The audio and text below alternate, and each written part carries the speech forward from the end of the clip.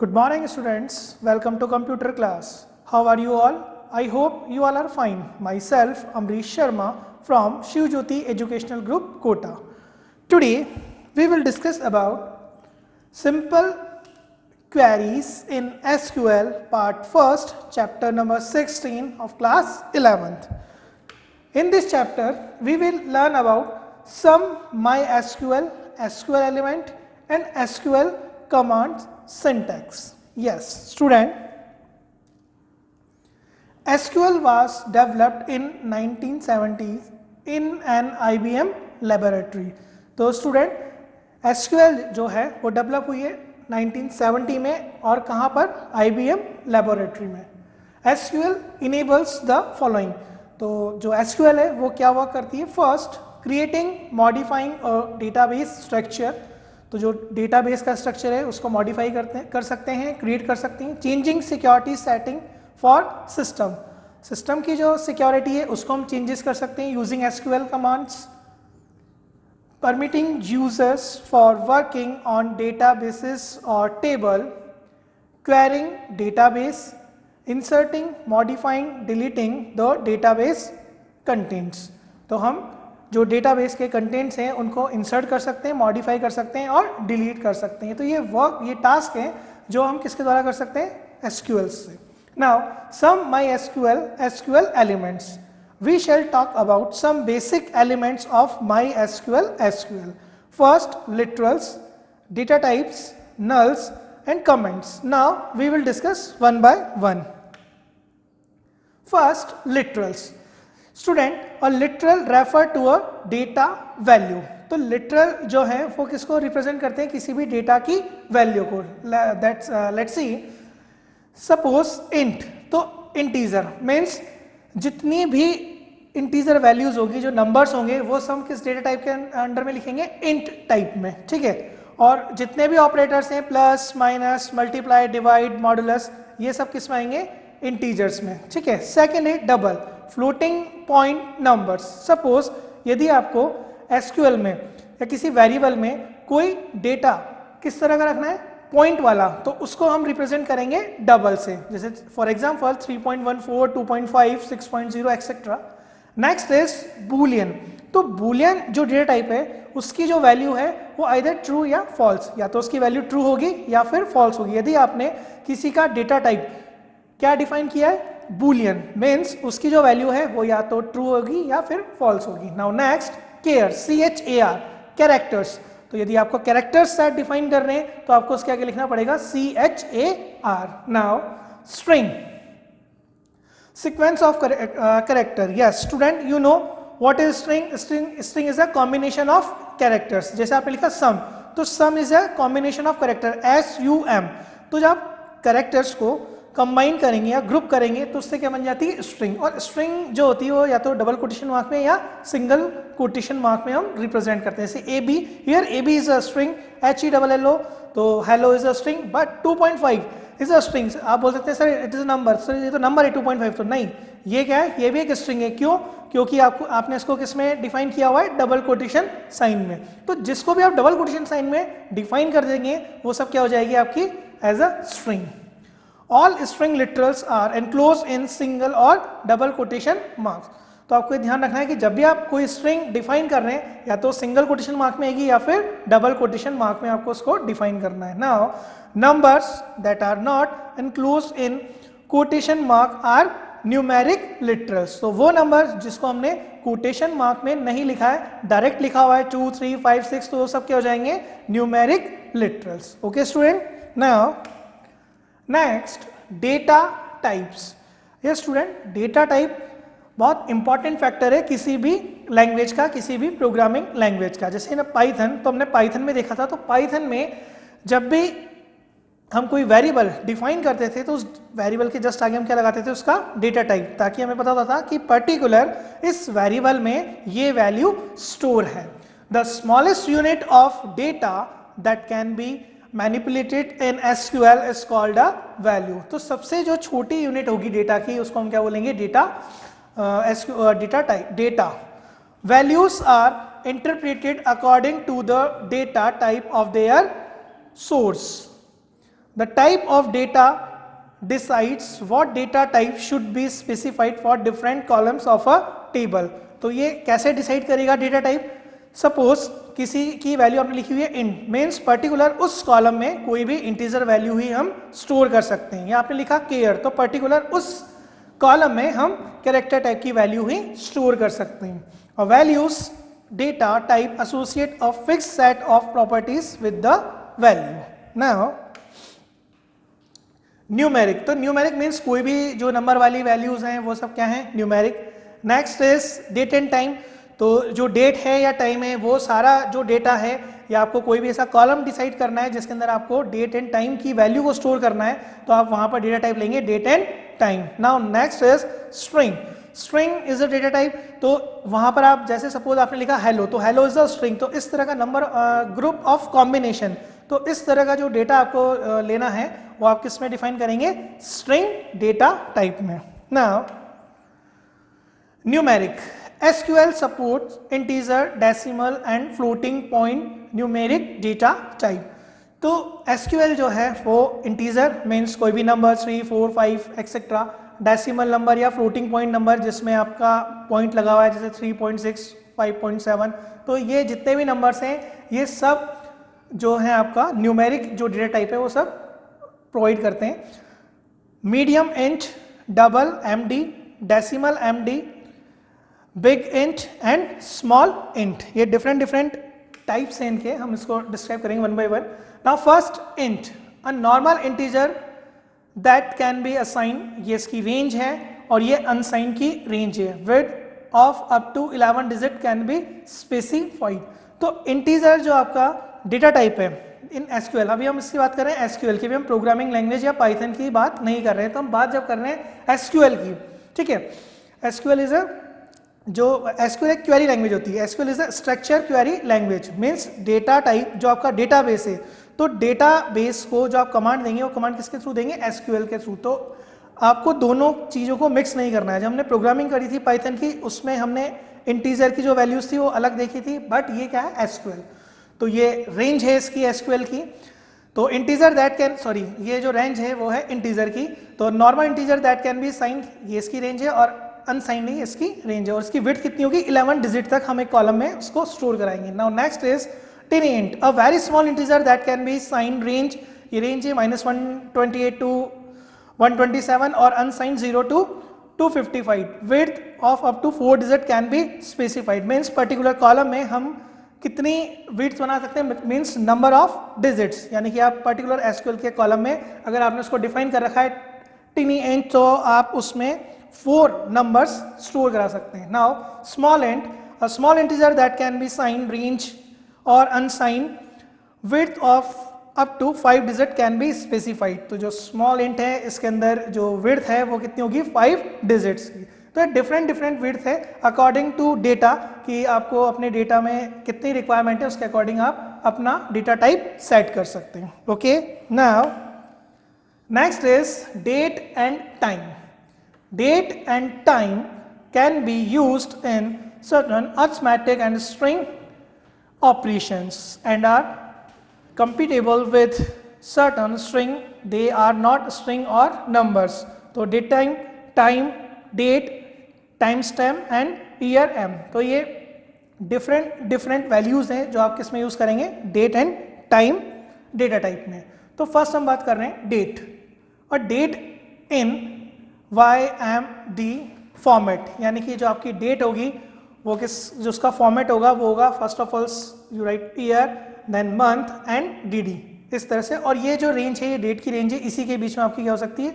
Date आएगी, यदि आप डेट डेटा टाइप यूज कर रहे हैं। सेकेंड डेट टाइम, अगर आप date time data type use कर रहे हैं और date and time combination in year, month, date, hour, minute and second format between, और ये इसकी रेंज है डेट एंड टाइम की। मीन्स यदि आपने डेटा टाइप यूज किया है तो जो आपका डेट एंड टाइम आएगा वो दोनों इस फॉर्मेट में आएगा। नाउ टाइम स्टैम्प, और time stamp in year, month, date, hour, minute, SS format between, और ये इसके बीच में रहेगा, ठीक है, some time in 2037।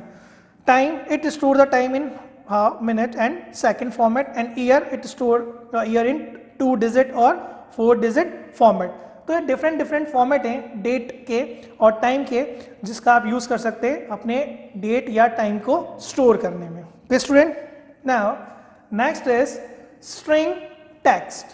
A string is a sequence of characters. The length of the string is the number of characters in the sequence. If the length is 0, the value is called the empty string.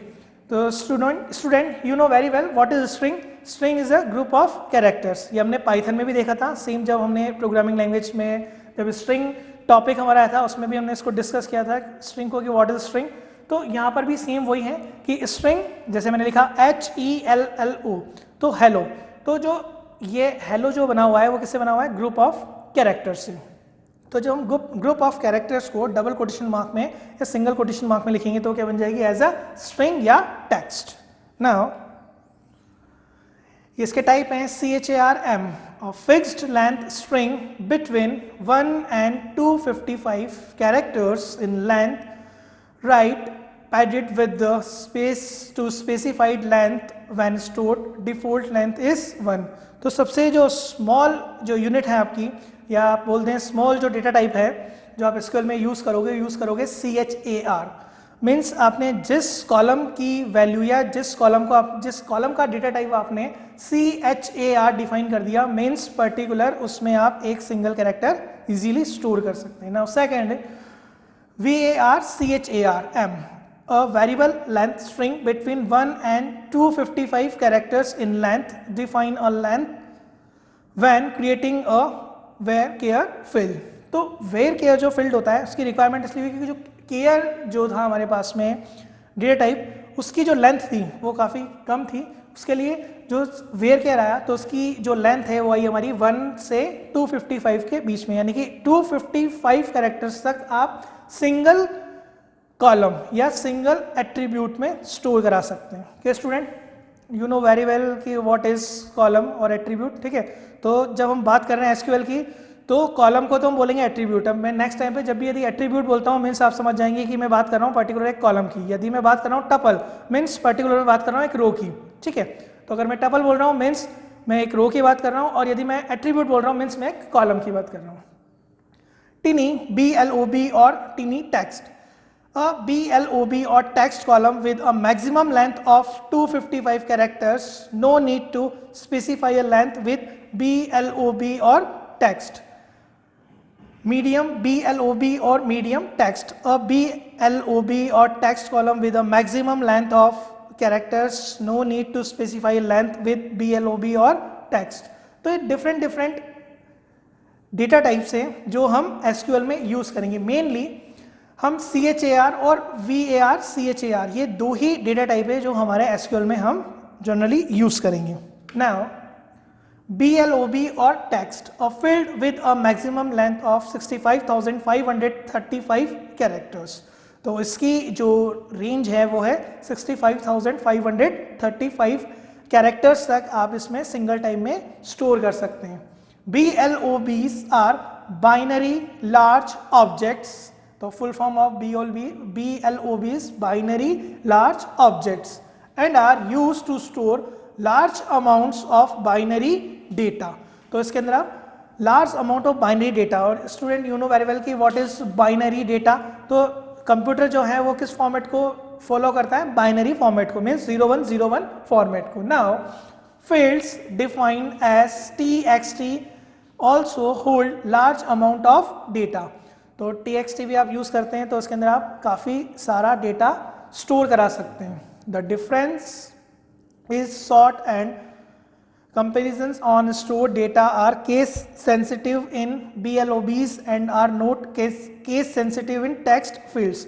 तो यहाँ पे एक new term हम use कर रहे हैं case sensitive. तो case sensitive means होता है कि पर्टिकुलर मैंने कैपिटल ए लिखा और स्मॉल ए लिखा तो दोनों क्या हो गया? डिफरेंट हो गया. हमारे लिए तो दोनों चीज़ सेम है. मैंने लिखा ए तो उसको भी हम बोलते हैं, मैं लिख रहा हूँ कैपिटल ए मीन्स वो भी सेम है और मैंने लिखा स्मॉल है वो भी मेरे लिए ए ही है. बट इन हम बात कर रहे हैं BLOB की. तो BLBOB तो क्या हो गया? Case sensitive. एंड जो टेक्स्ट है वो क्या हो गया? Not case sensitive. तो BLOBs में यदि आप कैपिटल ए और स्मॉल ए लिख रहे हैं तो दोनों का मीनिंग क्या हो जाएगा, डिफरेंट डिफरेंट हो जाएगा। Now no need to specify a length with BLOB और टेक्स्ट, तो दोनों के लिए कोई लेंथ आप नंबर ऑफ कैरेक्टर्स इनमें यूज कर सकते हैं। Now difference between CHAR and VAR CHAR data types, तो ये जो दोनों डेटा टाइप हैं CHAR एंड VAR CHAR, इन दोनों में डिफरेंस क्या है स्टूडेंट, लेट्स सी। ये हमारी वैल्यूज है, ये हम वैल्यूज एंटर कर रहे हैं। हम बात कर रहे हैं जब हमने CHAR को 4 प्रोवाइड कर रखा है जो लेंथ है, और VAR CHAR को भी कितनी कर रखा है, 4। तो स्टोर रिक्वायर्ड, अगर आप सिंगल कैरेक्टर डालेंगे 1 बाइट का कैरेक्टर डाल रहे हैं तो भी कितना बाइट ले रहा है, 4 बाइट ले रहा है। 2 बाइट का डाल रहे हैं तो भी 4 बाइट। अगर ABCD है तो भी इसने 4 बाइट लिया है, एंड ABCD है तो भी ये कितना ले रहा है, 4 बाइट। हम बात करते हैं वेयर केयर की, तो यहाँ पर जब सिंगल कैरेक्टर यानी कि एक सिंगल स्पेस है तो स्टोरेज रिक्वायरमेंट कितना हो गया, 1 bite.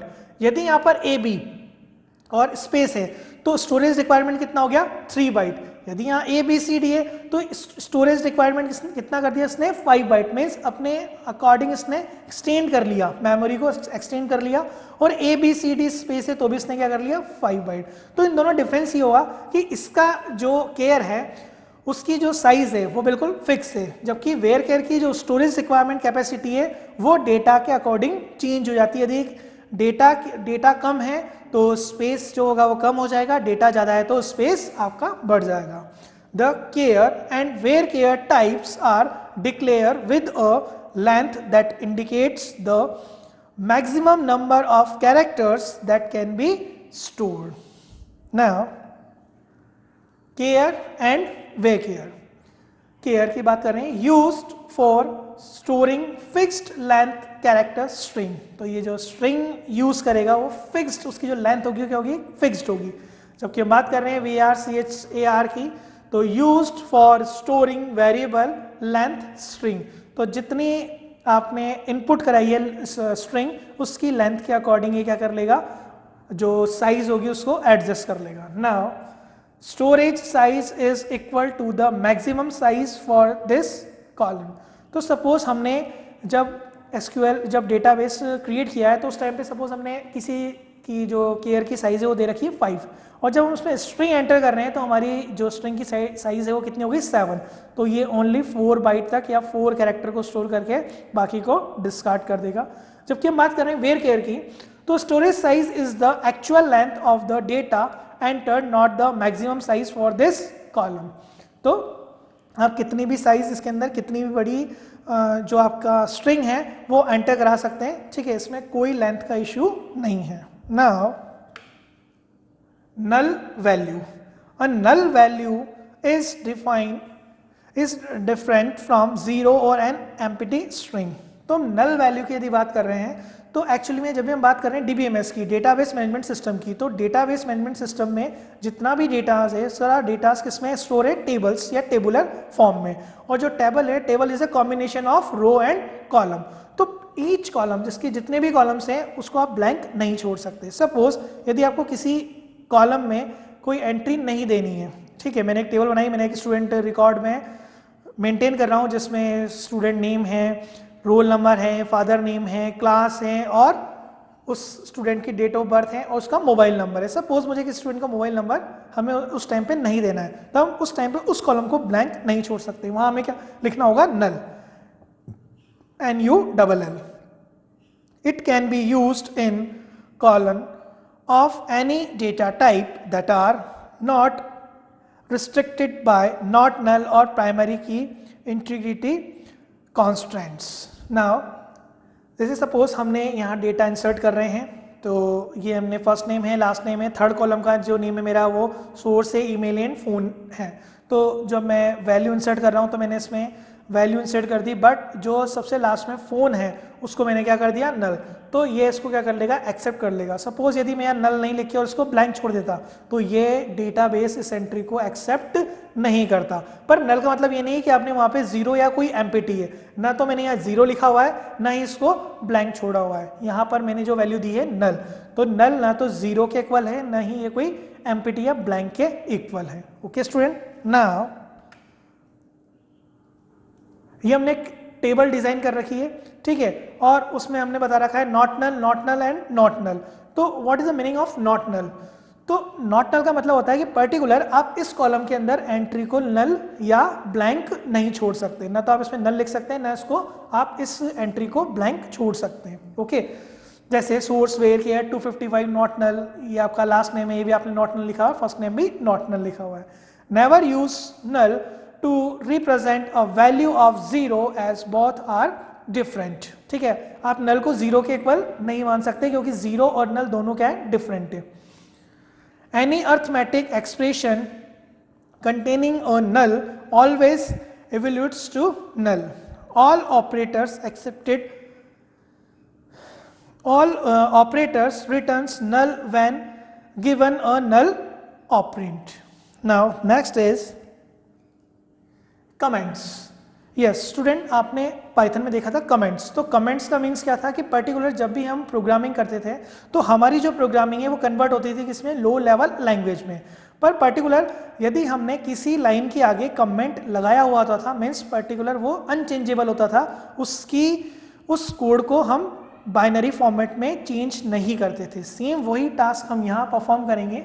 A comment is a text note that describes the statement's purpose and is not executed। तो ये execute नहीं होगा, execute मतलब run नहीं होगा, सिर्फ ये किसके लिए, only कि आपको बताने के लिए कि particularly आप क्यों use कर रहे हैं। There are 3 types in which comments can be written। तो 3 टाइप के कमेंट्स है। फर्स्ट है आप लिखेंगे hash comment, this is a single line comment, this kind of comment start with a hash character. तो आपने किसी भी लाइन के आगे हैश लगाया हुआ है, मीन्स वो क्या हो गया, आपका कमेंट हो गया single line comment. Dash 3 dash comments, this is also a single line comment, it must be followed by a space और कंट्रोल कैरेक्टर। तो ये भी क्या आपका सिंगल लाइन कमेंट है, यानी कि आप एक लाइन के आगे इसको इजीली लगा सकते हैं और उस लाइन को क्या कर सकते हैं, इजीली कन्वर्टेबल, वो लाइन आपकी जो प्रोग्रामिंग लैंग्वेज है उसमें कन्वर्ट नहीं होगी, वो एज इट इज ही रहेगी। नाउ नेक्स्ट इज, ये जो कमेंट है इसको बोलते हैं multi line comment.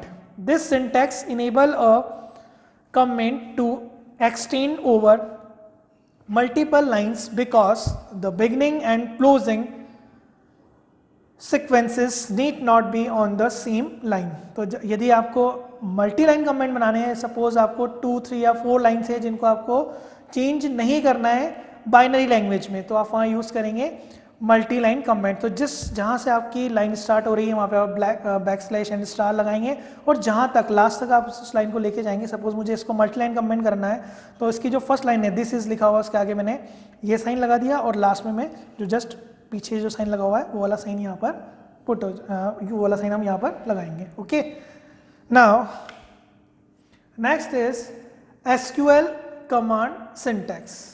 SQL keyword, SQL keywords contain the reserved word that have a special meaning in SQL।